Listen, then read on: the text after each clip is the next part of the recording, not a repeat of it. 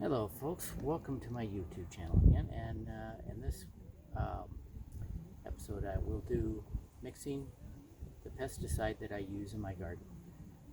I use cold pressed neem oil. Focus, come on. It's organic cold pressed neem oil, filtered, unrefined, indoor, outdoor. You can use this on your pets for their skin problems, on your own skin for skin problems. It is not hazardous to humans or other mammals. And this is how I mix it up. I use a 1 gallon sprayer, 1 gallon of water, 2 teaspoons of dish soap, which helps it bind to the leaves. And then I mix this based on the instructions. It's 1 fluid ounce of mild soap and come on.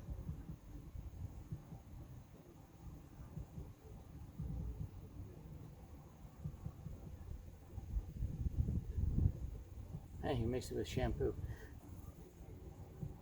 I cannot read the instructions anymore, but I know it's a full one of these, full ounce per gallon. So I mix 1 ounce. If you mix it a little stronger, it's not going to hurt anything. Some people do. And take this off.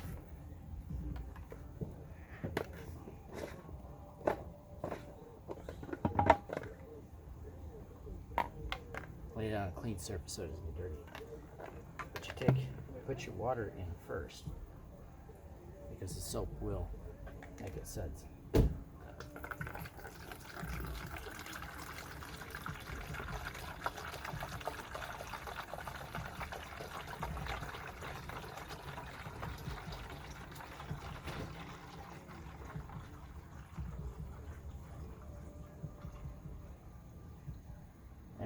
What you primarily want to do with this is spray it on the undersides of the leaves, because that's where the insects will lay their eggs. Because under the leaves is where they're protected from the elements. Okay, that was a little less than a gallon. Now we can pour in the soap.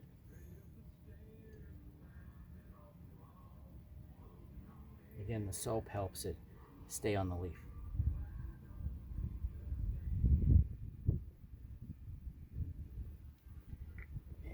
Put in the neem oil. This neem oil comes from a tree in India, the type of tree that grows in India, and it has never had insects. Bees come to it, no problem, but harmful insects seem to avoid it like the plague. The other reason you put the soap in there is because how oil reacts with water. It beads up and doesn't mix. Well, the soap helps it mix. It also helps it bind to the leaves themselves.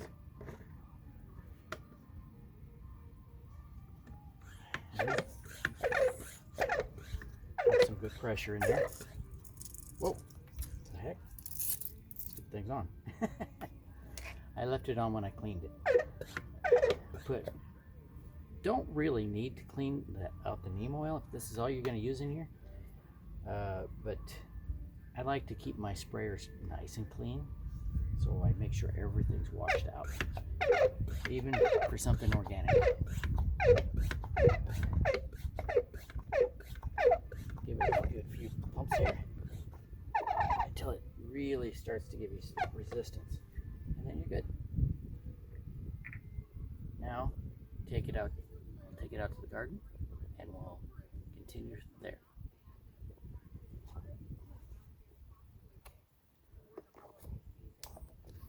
Disconnect all this stuff, and we'll go out to the garden. I'm gonna lose the video here for a few seconds.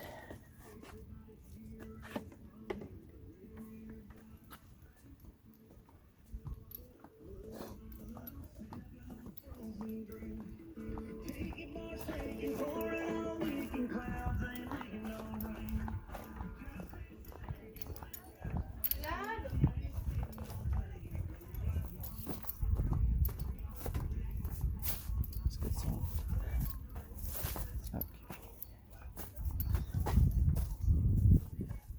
Okay. Now we're out here to spray the garden. Get the undersides of the leaves.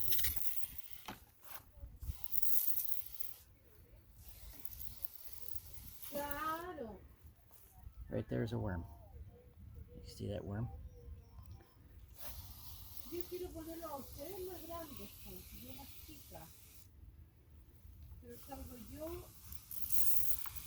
This is broccoli. It's got aphids.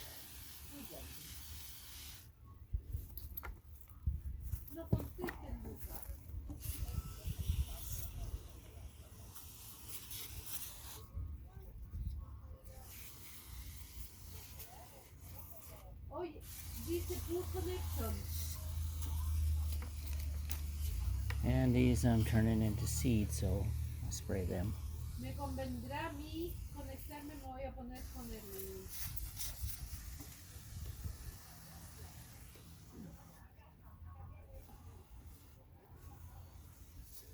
Tomatoes. Don't really need to. Not what I'm here for.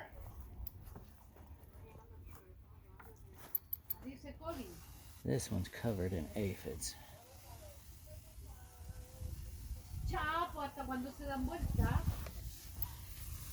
Again, get underneath the leaves, and then you work on the tops. Make sure everything gets sprayed.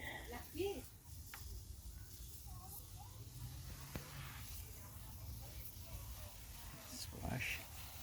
Nobody ever bothers this one. What the heck? It also helps the leaves, keeps the leaves healthy. So I guess it is good to spray it on everything. It doesn't even bother a spider.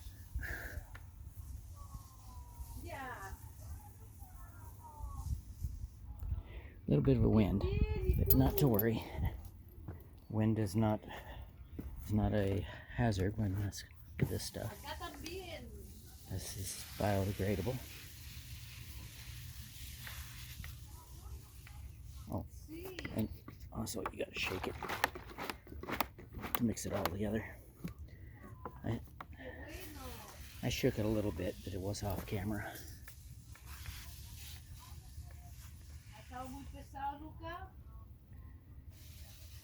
Yeah, that's basically how you do it.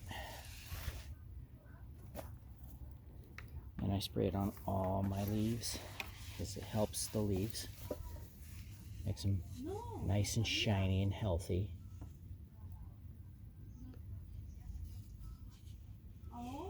Especially all my leafy plants, they got the leaf miners. This will kill the leaf miners before, or repel them before they even land, but I didn't spray it in time. So I'm going to lose a few of these leaves. I can save the others.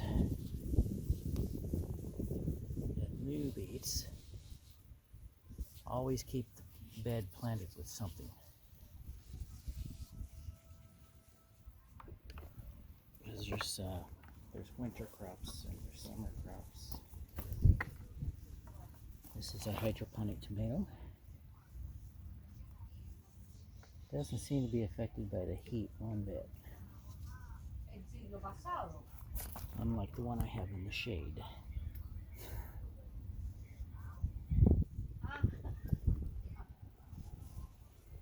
I sprayed this on the tomatoes for tomato worms.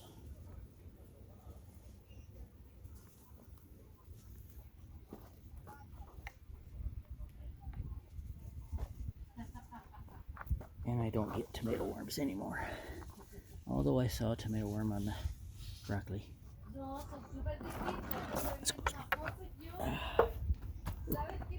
I just got some on my skin. Not to worry. It's good for your skin. It's a little sticky. Leaf miner got this one pretty good.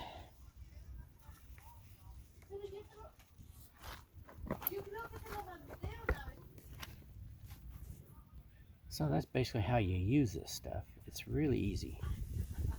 I got 5 more minutes of recording before I have to stop, or I won't be able to put it all in one video.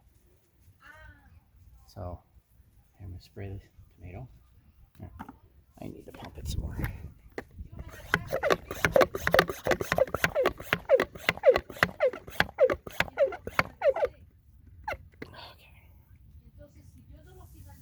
There we go. We got some good spray going.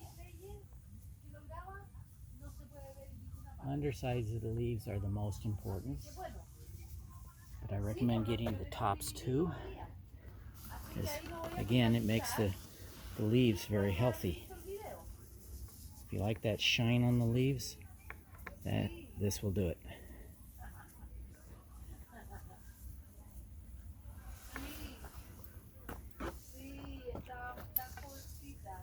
Okay, I spray underneath first.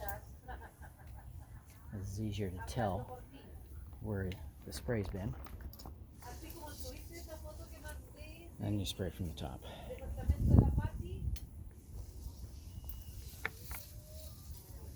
See, these tomatoes are growing in a rain gutter, and the rain gutter is a self-watering system.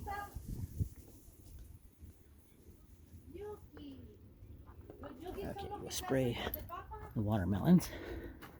I've never had any bugs on them at all. But like I said, it's really good for the leaves. These are vertical watermelons. Uh-oh, it's not hitting the spray. There we go. Tipped over.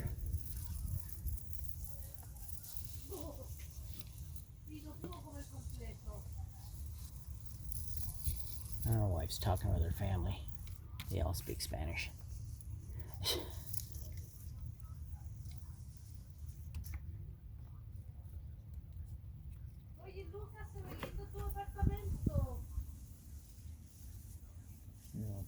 Big watermelons in there.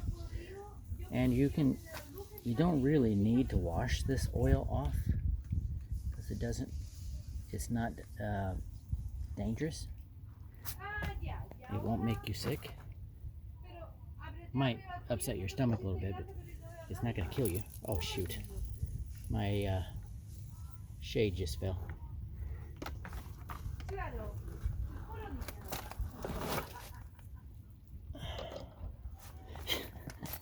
Okay, back at it. Oh, some more new peppers. These are ghost peppers. Aren't they beautiful? Well, just wait till they start changing color. They get really pretty. This is the Tabasco. I didn't get this. That's a hydroponic beefsteaks.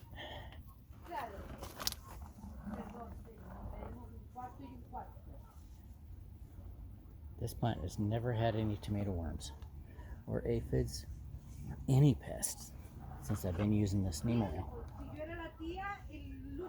My tomatoes have never gotten any worms except for one tomato plant, is why I started spraying the neem oil. But that's pretty much it, and you can leave it in the sprayer. So I'm done spraying for now.